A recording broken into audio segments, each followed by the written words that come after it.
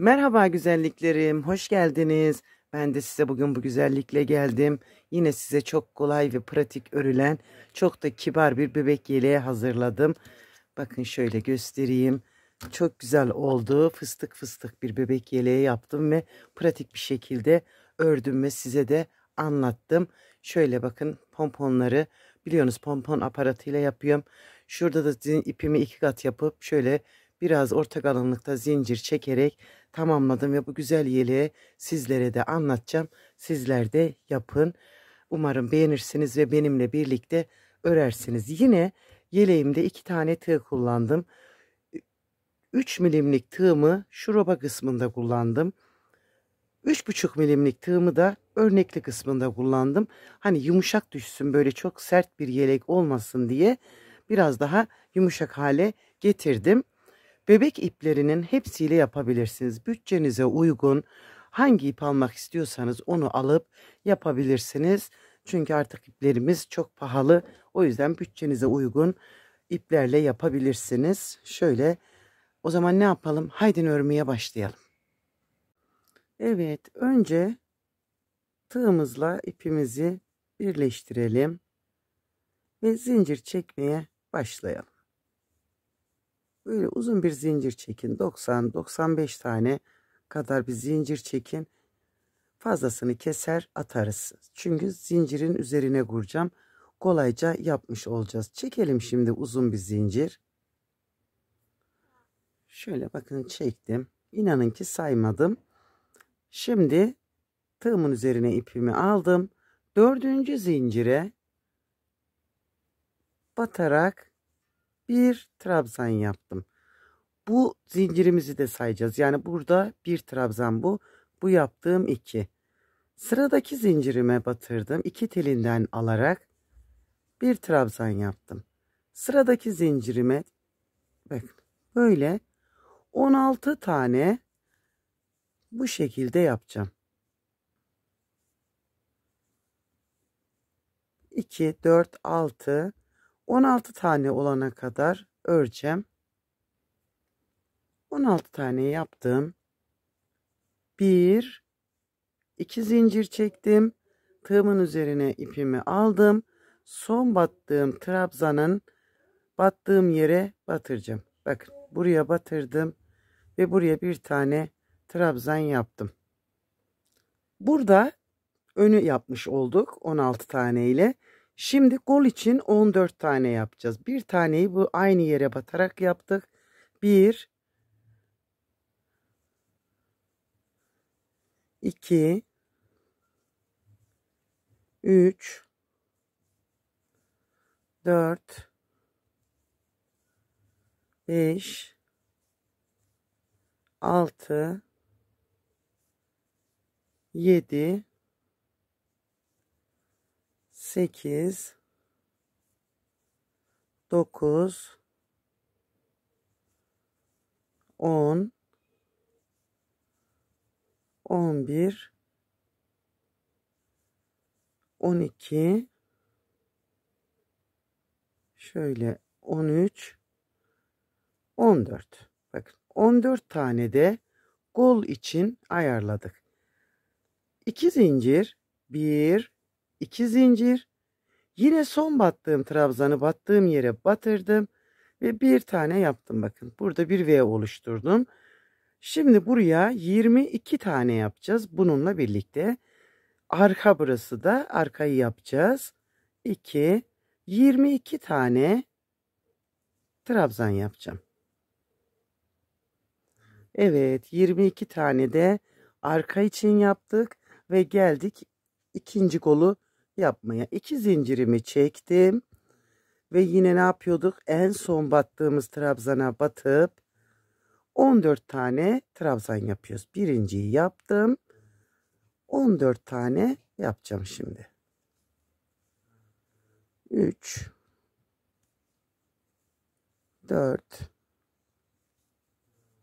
5, 14 tane ikinci kol için 2 zincir, 1, 2 zincir ve yine son battığım yere batırdım.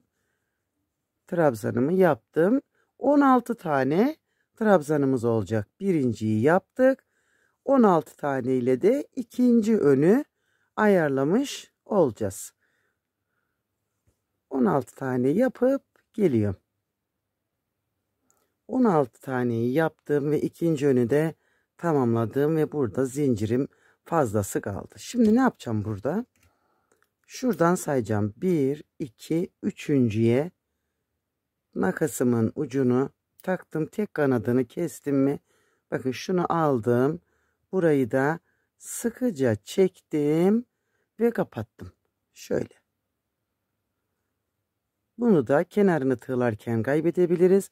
Ya da burada iç kısımda saklayarak devam edersiniz. 1, 2, 3.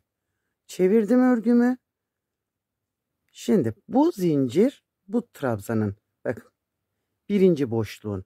Bunu trabzan olarak kullanacağız. İkinciye batırarak trabzanlarımı yapmaya başlayacağım. Hepsine birebir batacağız. Bu kısımlarda hiçbir işlem yapmıyoruz. Birebir batarak zincir olan yere kadar örüyoruz.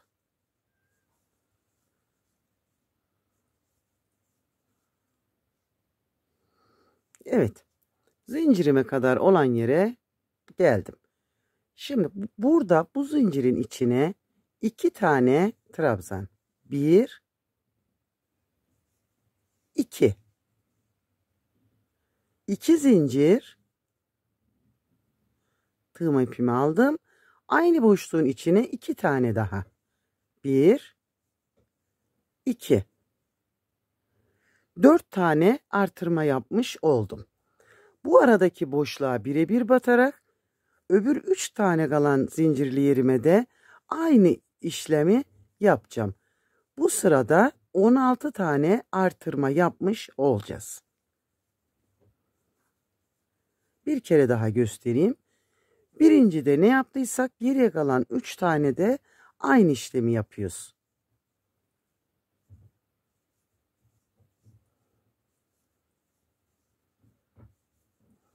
Burada bir kere daha göstereceğim. Bak. Boşluğa geldim. Zincirli boşluğuma. Zincirin içine 2 tane trabzan. 1 ve 2. 2 zincir. Aynı yere 2 trabzan. Yine 4 tane artırmış oldum. Şimdi buraya birebir batarak buna da aynısını yaparak sıramızı tamamlayacağız. En sona geldiğimizde bakın burada dedik ki bu zincirimizi de trabzandan sayacağız. Bu zincirin tepe noktasına batırıp bir trabzan yaptım. Şu an şuradaki sayım 16 oldu. Bununla birlikte 1, 2, 3 zincir çekip örgümü çevirdim. Ve yine zincir olan yere kadar bu kısma birebir batacağım. Birinciyi bıraktım. İkinciden devam edeceğim.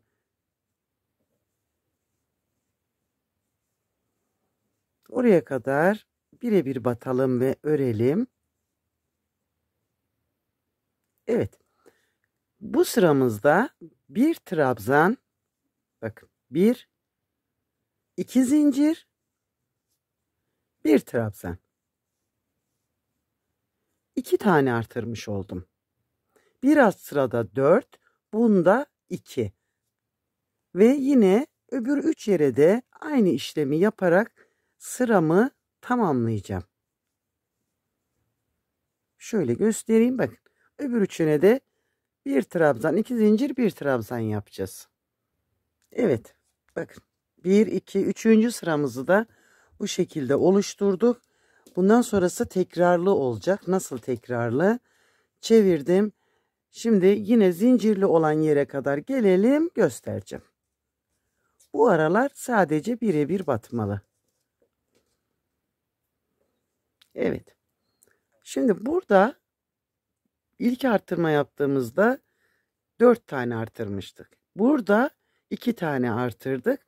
Şimdi 4 artıracağız. 2 trabzan, 1, 2 trabzan, 2 zincir, 2 trabzan. Bir sırada 4 tane, bir sırada 2 tane, bir sırada 4 tane. Bunun üstündeki sırada 2, bunun üstündeki sırada 4 olarak artıracağız. Yani 4, 2, 4 olarak bu şekilde artırmalarımızı tamamlayacağız. Toplamda 10 sıra örüyorum ben. Mesela bir iki yaş daha büyütmek isterseniz eğer 11 sırada 11. sırada yine bu şekilde dörtlü artırırsanız mesela 2 yaş için yaparsınız. Bu büyür. Çünkü 16 tane artırma birden eklemiş olacağız ve bu da yeterli bir sayı olacak. Ama 6 aydan 1,5 yaşa kadar bu benim anlattığım yelekler olur. Hatta çocuk büyür, yelek de büyür. O da ayrı bir konu. İsterseniz 11. sırayı, 12. sırayı ekleyerek büyütebilirsiniz. Yaka kısmı 3 yaşa kadar olur. Şimdi 10 sıra örüp geleceğim. 4, 2, 4, 2, 4 olarak 10 sıramı tamamlayacağım. 10. sıramızda 4 tane artırmış olarak tamamlayacağız. Yani 10. sıramız dörtlü artırmaya denk gelecek. Umarım anlatabildim. Şimdi 10 sıramızı örelim ve gelelim. Evet güzellerim, bakın yaptım. Robam hazır. Şimdi örneğimizi yapmaya başlayacağız ve kollarımızı da ayıracağız. Hemen buradan 3 zincirimi çektim. Bakın. Burada sadece trabzanlar yaparak ilerleyeceğim. Ve kolları bırakacağım. Şimdi zincir olan yerimize kadar birebir trabzanlarımı yaparak gideceğim. Bu arada tığımı kalınlaştırdım. 3,5 milim tığımı aldım elime. Onunla devam edeceğim. Zincirime kadar geldim. Bu zincirimin içine 1, 2 tane trabzan yaptım. İpimi aldım. Bakın kolu bıraktım. Tekrar öbür zincirli yerimi elime aldım. Ve buranın da içine 2 tane trabzan. Şöyle 4 tane artırmış oldum. Öbür kol oyumuna kadar gideceğim ve orada da aynı işlemi yapacağım. Evet, öteki kol oyumuna geldim. 2 tane zincirin içine trabzanımı yaptım. İpimi aldım ve öbür zincirli köşeyi alarak 2 tane de buraya trabzanı yaptım. Şöyle. Bakın çok güzel bir kol genişliği bu. Çok ideal bir genişlik. Güzel oldu. Şimdi sıramı tamamlayacağım.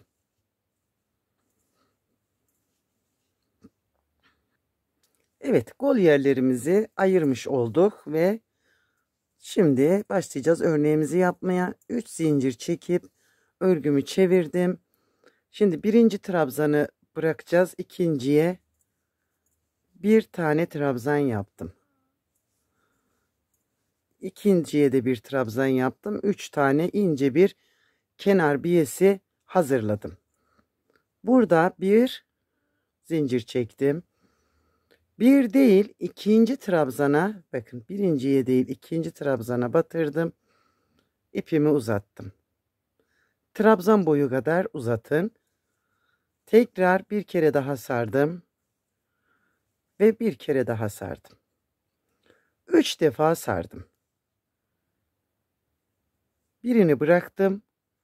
Ve geriye kalan 2'yi birlikte çektim. 1, 2 zincir. Tığıma ipimi aldım. 1, 2, 3. trabzana batırdım.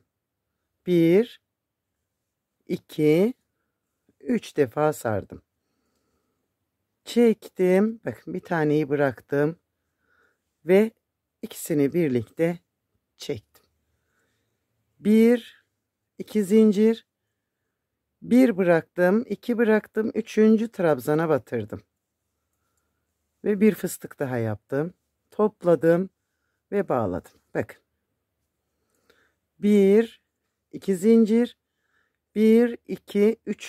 trabzana bir tane fıstık yaptım. Bakın. 1, 2 sıkı çektiniz, eğer gerdiyse zincirinizi 3 de çekebilirsiniz. 1, 2, üçüncüye batırdım ve 3 defa sardım. 1, 2 zincir, 1, 2, üçüncüye sardım. Tüm sıra boyunca bu işlemi yapacağız. Yani böyle fıstık yaparak ilerleyeceğiz. Sıra sonunda başladığım gibi bitireceğim. Bir zincir çektim. 1, 2, 3 trabzan yapacağım. Üçüncü zincir tepesi olacak. 1, 2 ve bakın bir taneyi de zincirin tepe noktasına yaptım. Şöyle. 1, 2, 3 zincir çekip örgümü çevirdim. Bir ikinciye batırdım ve bu kenardaki 3 taneyi yaptım. Şöyle. Evet. Şimdi bu boşluğun içine bir trabzan, sıradaki boşluğun içine 3 trabzan. 1, 2, 3. Öbür boşluğun içine 3 trabzan. 1, 2, 3. Öbür boşluğun içine 3.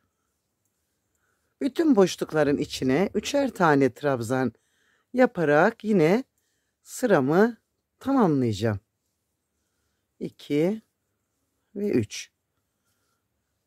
Bütün boşluklara 3'erli trabzanlar yapacağım. Bakın şöyle. 2, 3. Ve görüntüm bu şekilde. Evet, bakın başladığım gibi de bitirdim.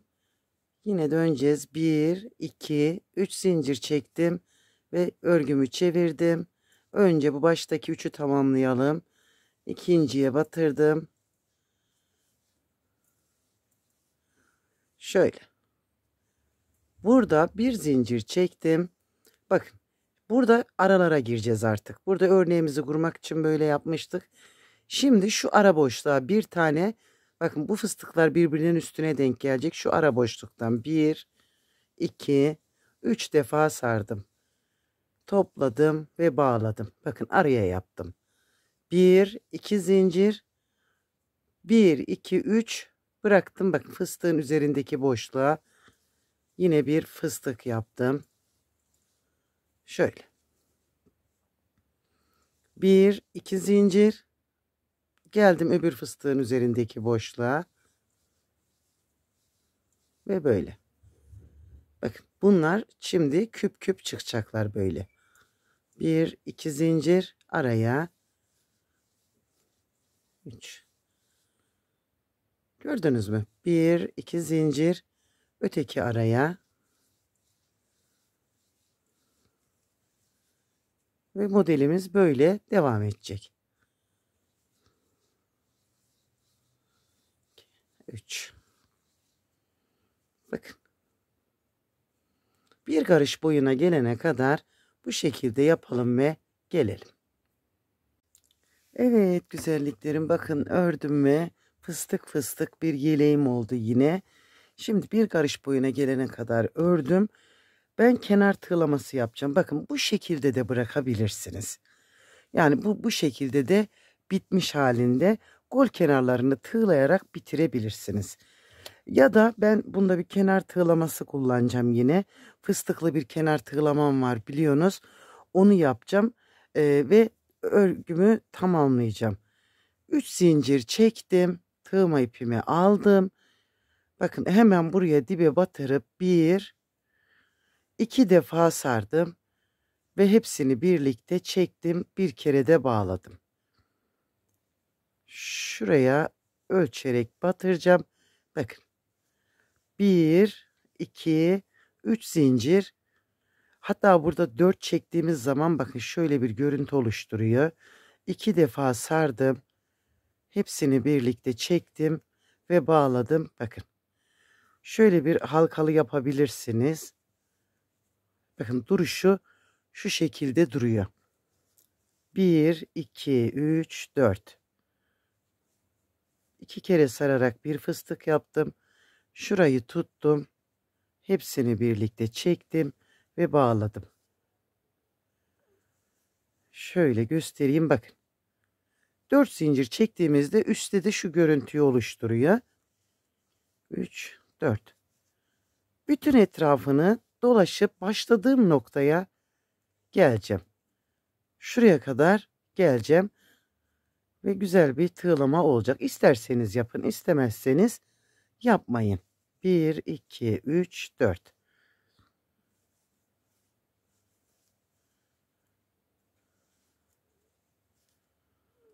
Şöyle şuraya batalım bir önüne.